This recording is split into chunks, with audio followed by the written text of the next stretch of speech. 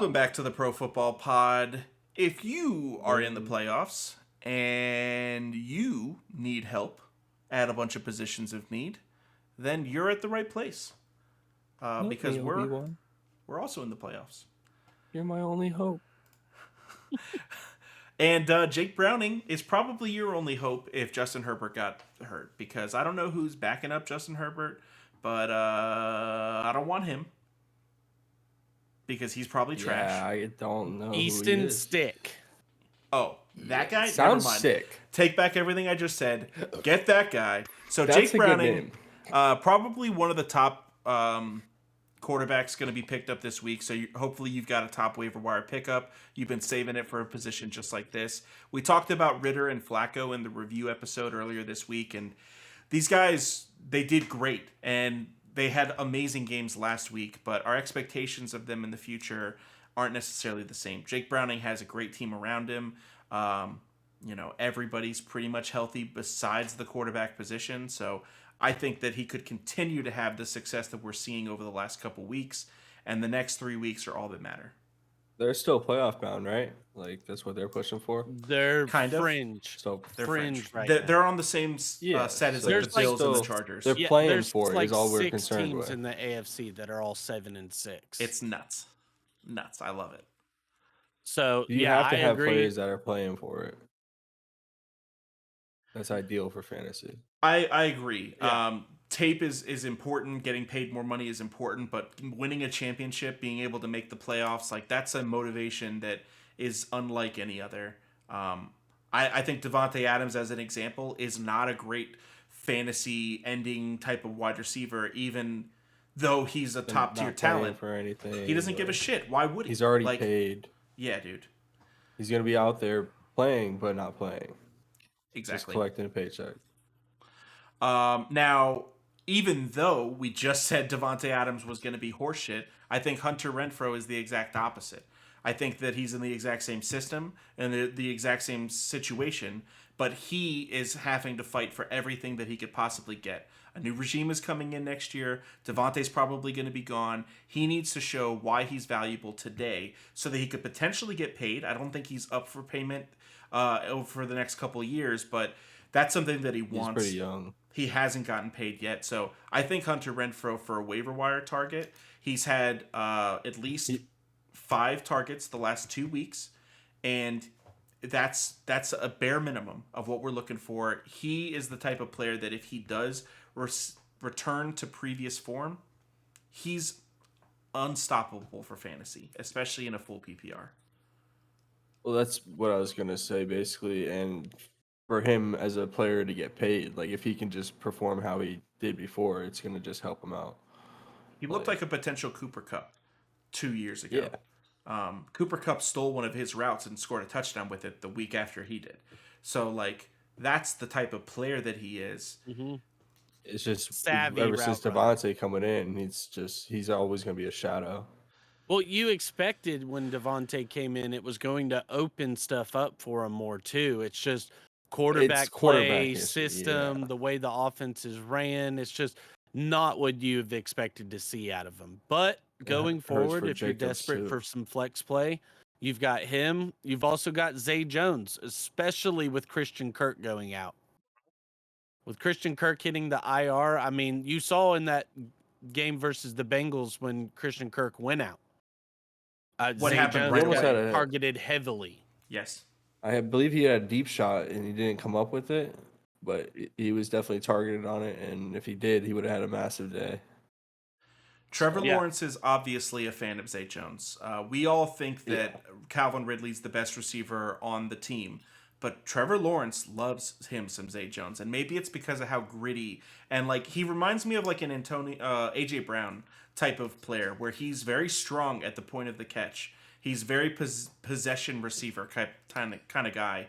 And you got to trust that. Throwing the ball to that guy, you know he's going to go up and make a play for it. Worst case scenario. So I see what Trevor sees in the guy, and I definitely like him moving forward. Yeah, absolutely. And, I mean, another shout-out. We mentioned him last week in the recap episode, but going forward, he's still owned in way too many leagues. Odell Beckham Jr. If you want the why we think that, go back and watch the recap episode. Make you do a little homework there. Rico Dowdle, how do you feel about him in the backfield there, Austin, as a viable fantasy option? He's a good end zone guy, red zone kind of target guy. He gets a little bit of work in the field, but I mean, Pollard's always going to be the number one there. He's a solid handcuff, though. He used to be a fullback, so he's a bigger back. So him getting he 12 can definitely carries run the rock, though. This past week is why I wanted to talk about him. I thought that they're playing Buffalo and Miami the next couple weeks. They had Philly, which was a very tough run defense. And Buffalo and Miami aren't going to be much easier. I think that into the playoffs, if we saw an injury, that this is something that could be extremely valuable. He's also done a lot with his touches. 12 for 46 it's not impressive by any means, but it's a lot better than what we expect from a young player that's just barely getting any work as it is. Yeah, I mean, he's gonna get more work whenever the Cowboys go up, and blow teams out. Like then more, they're heading into the playoffs. They're gonna be sitting and resting guys. Like it's certain teams that you have to target pieces for the playoffs. And and like you said, he's a great handcuff because if anything happens to Pollard, he's getting immediately 15 to 18 touches a game. Yeah. And got to keep an eye on Josh Jacobs' health, especially on a short week this week where they play on Thursday night. Zamir White might be somebody you want to fire up and try to get a little production out of, especially versus a, pretty susceptible Chargers defense. Yeah. And Zamir, I love Zamir coming out of college from Georgia. He was someone that people were talking about a lot last year, and I feel like nobody mentioned him this year because Josh Jacobs was the rushing champ last year. Why would we talk about the guy behind the best running back in football? But he's not anymore. I mean, at least his opportunities aren't giving him the opportunity to be the best running back in football. Zamir White isn't going to get... He's likely going to get a lot of what we saw from Zeke this past week if Josh Jacobs missed some time. He's going to be the only real threat to touch the ball a bunch of times. They don't have someone behind him that's going to be able to push him for 50-50. I think it'll be a 70-30 at the least. Is it 100% that Jacobs is out? No. What's he dealing with, Not yet, but they're on a short week, and he did not practice today. Gotcha. Is it lower body, upper body? I believe it is a lower body issue. Yikes.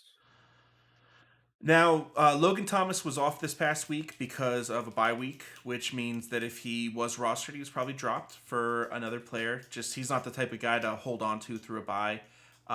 So he's likely available. If you're having tight end troubles, he's somebody that's been Gerald Everett for this season. He's been pretty consistent, not really the best, but he's on an offense that's going to enter garbage time by the second quarter almost every week, and probably going to have some good looks.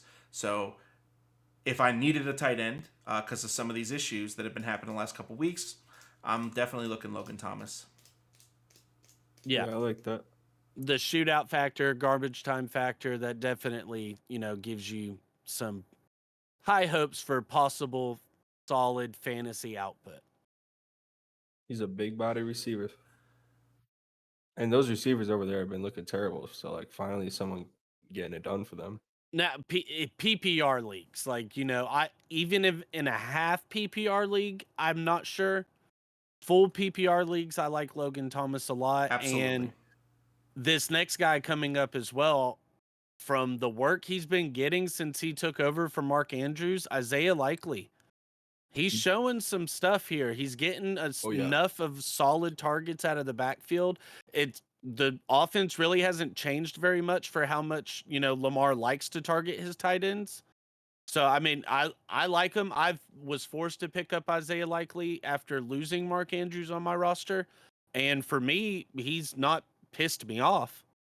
So that's always good, right? He's not going to be the same as Mark Andrews, but if you can get 70% of Mark Andrews, which is at this point what you're getting, you can't be upset with that. I mean, you took Mark Andrews in the 3rd round, and you got Isaiah Likely on waivers a week after Mark Andrews got hurt. I mean, that's the best that you could possibly ask for from the tight end.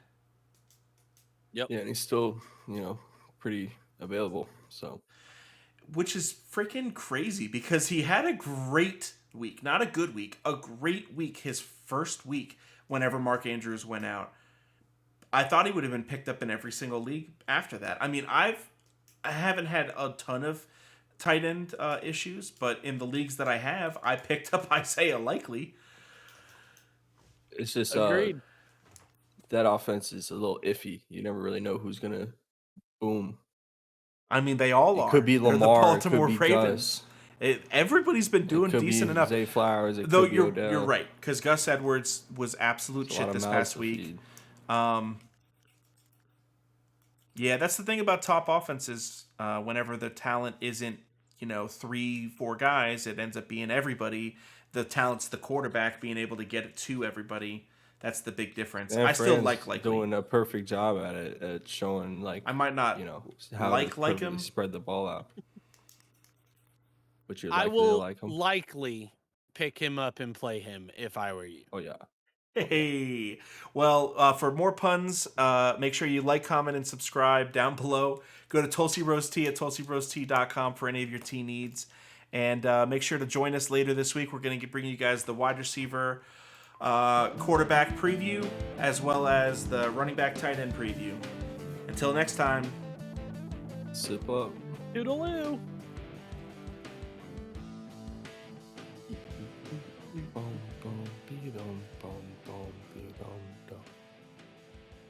Dun, dun, dun, dun, dun, dun, dun, dun.